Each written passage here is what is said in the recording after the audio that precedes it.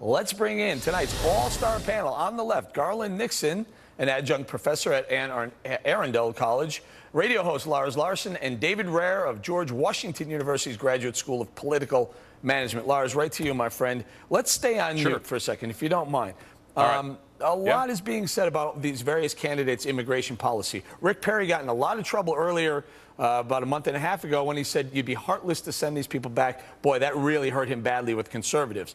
Mitt Romney, it's been seen, I think the DNC put out an ad today showing him flip-flopping on a lot of things, including immigration. And now Newt Gingrich, who is considered very, very conservative, well, I shouldn't say very, who's considered conservative, now is going to have a hard time explaining this new policy. What do you say as a conservative radio host? And he should.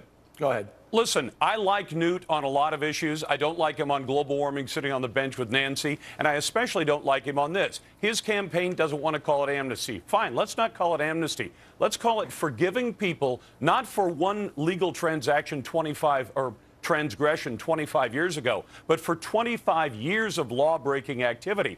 The Speaker is saying we're going to grant forgiveness to a whole crowd that may be millions of people, many of whom will fake documents to show that 25-year residence. And by the way, I don't have any rent stubs from 25 years ago, and I'll bet you don't either, or pay stubs. So what you're going to get is the Kinkos and the Quick Prints are going to do a land office business creating documents for these people. And then we're going to say to the whole country, to 300 million Americans, we've taken a specific group of people because we need to pay some political favors, and we're going to grant them forgiveness for breaking about half a dozen different laws that they've been breaking for a quarter of a century. It's absurd, and the Speaker ought to be ashamed. Right. Garland, let me ask you this. Why is it the left thinks that we should grant amnesty to illegal aliens? What is it about that? What is it about that makes it liberal, progressive liberal? I mean, for me, it doesn't matter what side of the aisle you fall on. If someone is here illegally and is taking a job from someone who might want that job,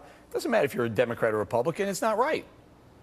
Yes, but I think we have to live in the world of reality here. We've been living with, and even now, we're living with this false premise that says it's possible to deport 11 million people. That's not going to happen. I find it very refreshing that we're having, on the right, we're having a legitimate, realistic discussion about immigration. In fact, I think I'm going to take my reality police badge off and I'm going to mail it to Newt Gingrich. Well, because I'm not sure where he is. I'm not sure he even realized he was going to say that on but Eric, in that debate. Yeah, real quick, Lars. I want to get Eric, to David Garland is wrong. We're not talking about deporting 12 million people who are working American jobs. We're talking about giving them an economic incentive to leave. If you follow Tancredo's plan of more than a decade ago, and I consider Tom a friend, all you have to do is say to every American employer, you cannot deduct the wages paid to somebody that is employed illegally. They will leave on their own, and they will self-deport. You cut off the magnet. So go ahead, David. Weigh in on this. Where do you fall on this one? Well, I think people probably misunderstood Newt's reference. I mean, he thinks a lot. He's a big thinker. He says a lot of things. He's actually for having drones and go over the border, building fences in urban areas, taking about half of the people of the Department of Homeland Security and sending them down to Texas, Arizona, and New Mexico to help with border facilities down there. He's not weak on immigration. I do think in the conservative movement, there is some passion for people who want to live the American dream and who came here in an open border. Yes, they're here illegally, but they've been here a long time. Because I hear from a lot of, hold on, I hear from a lot of far-right conservatives, Tea Party. I'm not sure that they agree with you, David.